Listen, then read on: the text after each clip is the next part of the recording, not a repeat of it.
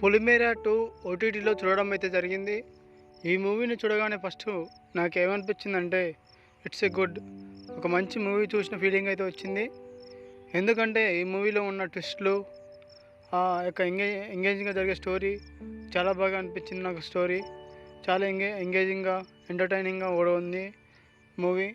ముఖ్యంగా చెప్పాలంటే స్టోరీ చాలా బాగా రాసుకున్నారు డైరెక్టర్ గారు.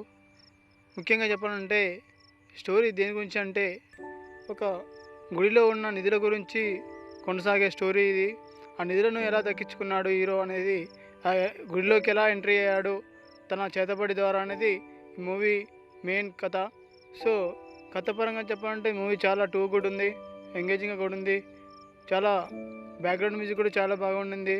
సత్యం రాజేష్ కూడా చాలా బాగా యాక్ట్ చేశారు.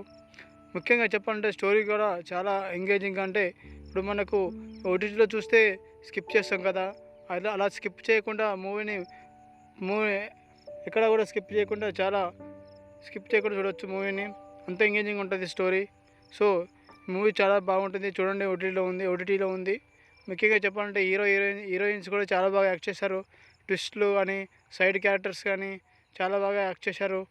మెయిన్ వాయిస్ కూడా చాలా బాగా ఉంది. ఇక సత్యం రాజేష్ గురించి చెప్పాలంటే చాలా బాగా యాక్ట్ చేశారు. డైరెక్టర్ కూడా చాలా బాగా చేశారు. ఫోటోగ్రఫీ, స్క్రీన్ ప్లే చాలా బాగా ఉండింది. So thanks for the watching. ఈ వీడియో మీకు నచ్చినట్లయితే లైక్ చేయండి, సబ్స్క్రైబ్ చేసుకోండి. Thank you.